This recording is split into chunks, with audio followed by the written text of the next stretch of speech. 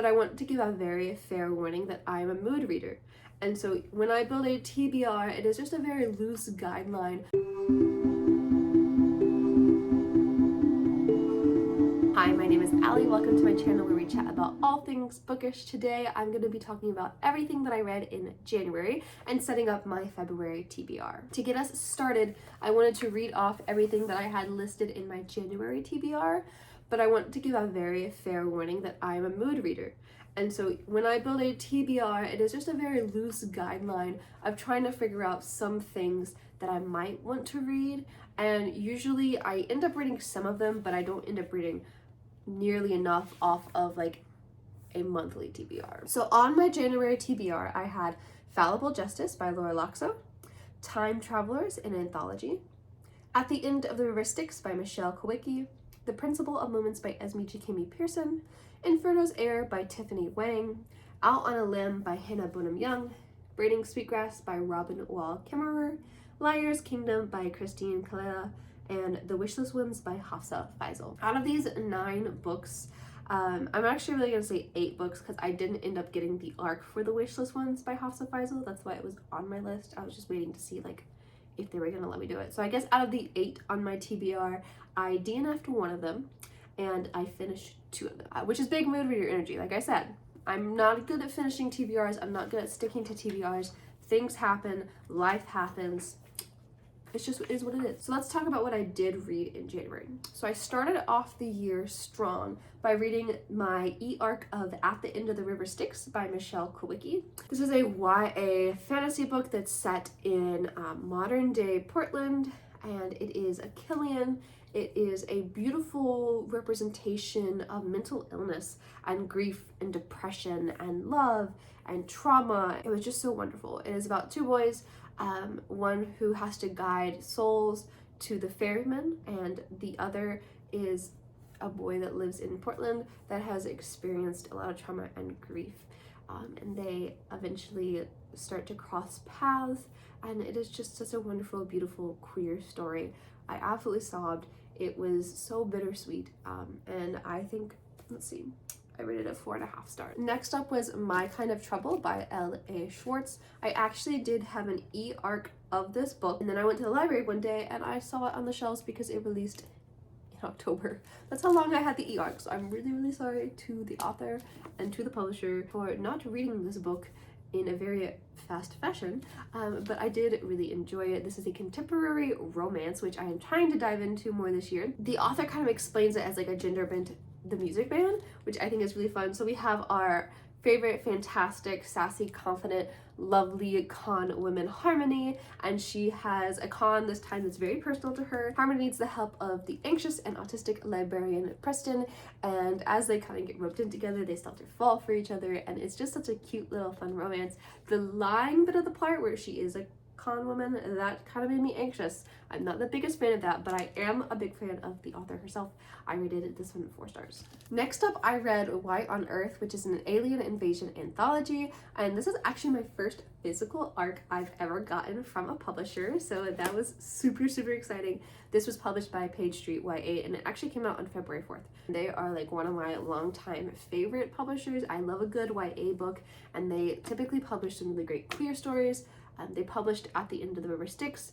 They published lots of great fantasy as well. I enjoyed the heck out of this anthology. It had such good themes of hope and humanity and found family and love and of belonging and of queerness.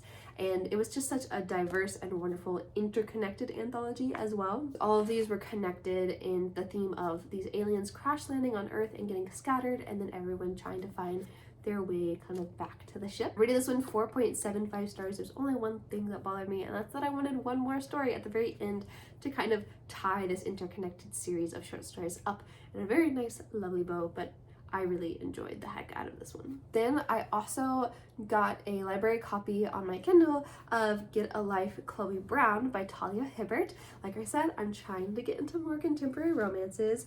I rated this one, I think, 4.5. I had a really good time with it. I loved the chronic illness and the disability rep in it. It was a fun little book. I do think some things were more like convenient, like some things were a little too convenient for the plot, and it was very fast-paced, but I did enjoy myself, so I think I rated that one either 4 or 4.5 stars. And then I read my first 5-star book of the entire year.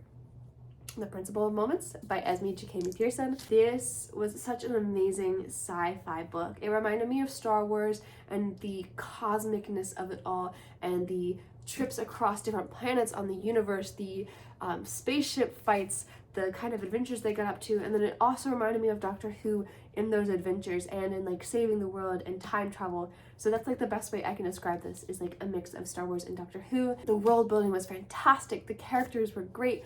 I absolutely loved it, and I cannot wait too, because this is supposed to be a trilogy, and I believe the next one comes out early 2026. We'll have to see, but I really enjoyed this one. This was my favorite book of the month. I buddy read this with my friend Djinn. She started it in December, but we kind of put a pause on it for the remainder of the year because just life got crazy and we both just couldn't sit down and read it. But we finished it in January together, and we literally like in the middle of the book had to like have a 2-3 hour conversation about like conspiracy theories we had about the book, like where it was heading, what does this like history have to do with this prophecy that's going on. And it was just such a fun time to sit there and to figure out kind of like where we thought the plot was going, who we thought this like mysterious person was going to be, where did this thing fit in, where did that thing fit in. And that was such a great experience, and I will forever remember that, and I love this book so much. Now, I typically try to listen to one audiobook a month, if not more than one. The audiobook that I listen to,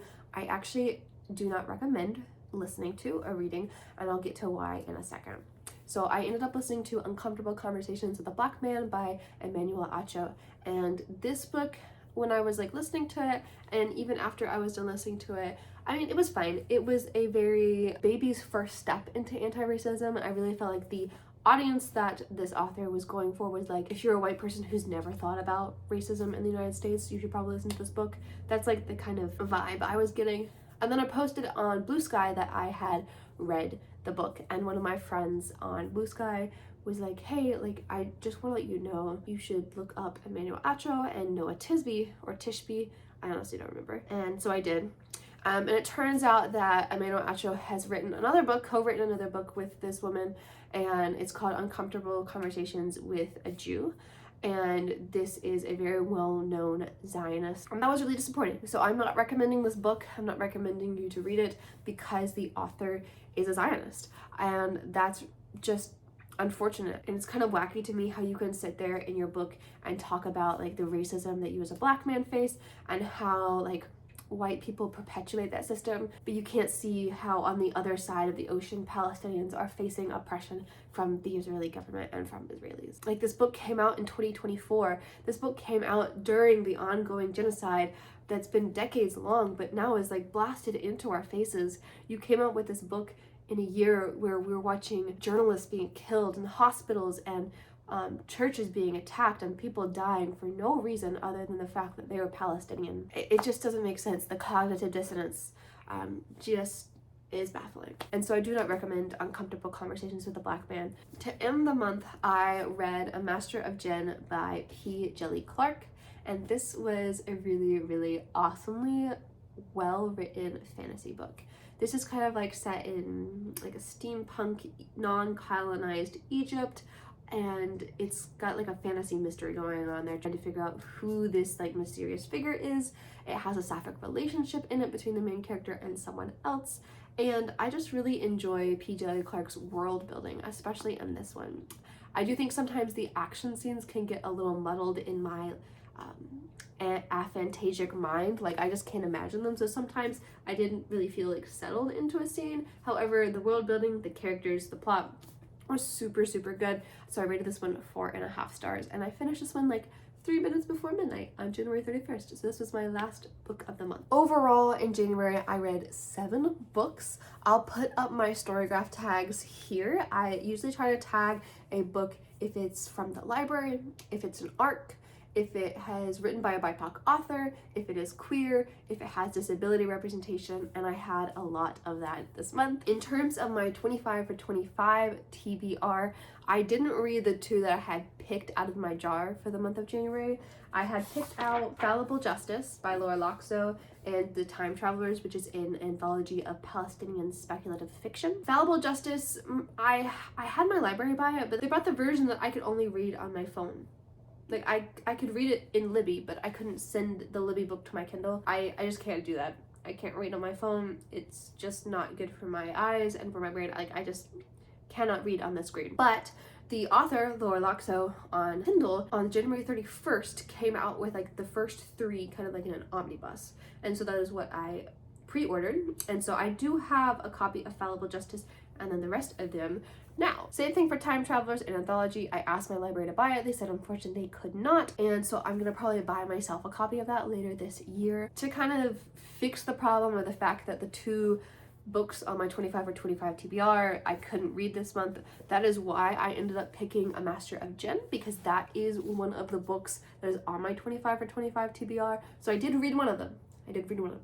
But I will make sure to keep reading them because, again, those are books that are going to help me read more diverse voices. Those are books that are going to help me read voices that I am missing from my diversity. Specifically on the list is Palestinian, Latina, and disability representation, I believe. Like I said, my overall favorite book of the month was The Principle of Moments by Esmie Jikiemi-Pearson. So now, let's talk about my February TBR. I mentioned that I purchased a copy of Fallible Justice on ebook.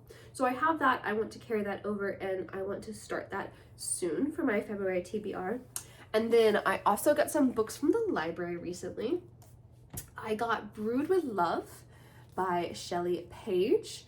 This is a YA kind of like cozy sapphic fantasy, and I've actually already read it because I'm filming this like February 5th, I think is the day. I'm not really sure. I'm kind of sick and so I haven't been paying attention to the days, but I've already read this. I read this in like 2 days because I get insomnia when I'm sick, and so I really enjoyed it. I'll have a more full review coming out of it later, but it is YA, it is a fantasy, it is written by a Black author, and it is sapphic. So I really enjoyed the heck out of it. Another book from my January TBR that I didn't get to was Out on a Limb by Hannah Bonham Young. The reason I didn't get to it was simply because my library, like, I just couldn't get a copy from my library. But my haul did come through, so I do have a copy of that now, and I will be reading it this month. So that is 3 books already. And then I have 2 arcs that I need to get into because one of them comes out at the end of February and one of them I think comes out either the beginning or middle of March. The first one is Reverend, an Anthology of Divinity, which is put together and edited by Quentin Lee. And then the second one is Tempest Take Me Home by Charlie Knight. Both are indie books and I have the e-arc on my Kindle. Speaking of e-arcs, I'm in the middle of 2 books right now, one of those being Death of the Author by Nnedi Okorafor. I'm about 35% of the way through this e-arc. It has already been published. I'm a little behind on reading it and putting up my review on NetGalley, but I plan to finish it in the next couple of days. I'm also currently listening to the audiobook of When the Earth Was Green by Riley Black. This is a nonfiction audiobook talking about prehistoric times, but not in the sense of like dinosaurs and animals, focusing more on like the flora and the fauna and like the earth and the green on the earth itself. It's been a while since I have like really sat down and listened to a science nonfiction book, so I'm really interested to see how I like it. I'm about 6% of the way through right now, so that will be my audiobook for the month. Now this week has been a week of like all my holds coming in at once. I have these 2 that I picked up from the library the other day, and then I got another one from the Queer Liberation Library like 2 days ago, and it is The Wicked Bargain by Gabe Cole-Novoa, and that is also one of the books on my 25 for 25 TBR. And then yesterday, the whole of the physical copy of Legendborn by Tracy Deonn came through for me, and I need to go pick that up because Oathbound comes out in March, and I haven't read Legendborn or Bloodmarked, and I really need to. And so I kind of wanted to read those before March, but we'll see. To sum it all up, my February TBR: Fallible Justice by Laura Loxo, Out on a Limb by Hannah Bonham Young, Brewed with Love by Djeli Page, Reverend, an Anthology of Divinity, Tempest Take Me Home by Charlie Knight, Death of the Author by Nnedi Okorafor, When the Earth Was Green by Riley Black, The Wicked Bargain by Gabe Cole-Novoa, and Legendborn by Tracy Deonn. we're gonna see. We're gonna see how many books on that TBR that I read. I've already read one of them. I'm in the middle of another.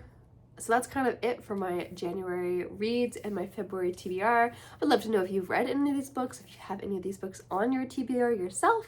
Thank you so much for watching. Don't forget to comment, like, or subscribe, and I will see you for our next chat.